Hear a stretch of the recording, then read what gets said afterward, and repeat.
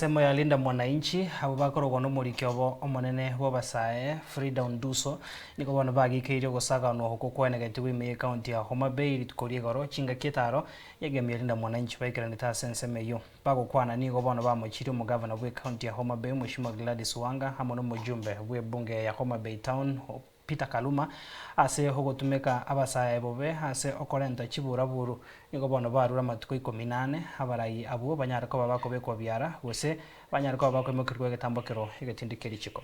Name is Frida Nduso, the SG for the National Youth League. So yesterday we experienced the death of something fundamental in this country.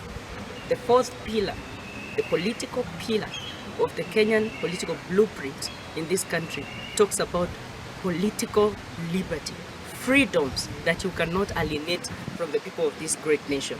One of them being the individual political rights, the sound governance of the public, and also the representation that Kenyans need in every aspect of their political life. But yesterday, from the day before yesterday, we experienced something bizarre and unheard of in this country in Homa Bay County.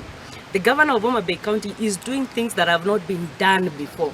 She has managed to make people with the same skin color as the rest of us here to attack their own brothers, not with the intention to disrupt a rally. Lest anyone says that the intention was to disrupt the rally.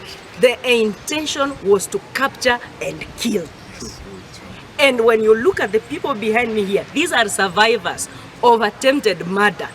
It is not just a matter of chaos in a rally. That was attempted murder, and we will give it the rightful name. They attacked hotels. We decided to go and board in Homa Bay because we believe we are Kenyans and we have the right to do that. They attacked the hotels, not only attacked the people in the hotels, they destroyed property. And that is something we want to see people being brought to book for that. Number two, they barricaded roads. Every access point to Homa Bay was barricaded yesterday. It is very similar to what happened in Rwanda. People being blocked from accessing escape routes in Homa Bay. That was an arranged and organized genocide. You have to lead by an example. You don't have to lead like a goon.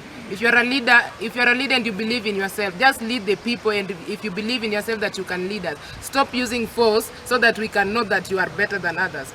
First of all, I am the survivor of the Linda Mwananchi, on which yesterday tuliona kifo na macho, and I'm not afraid to say that so.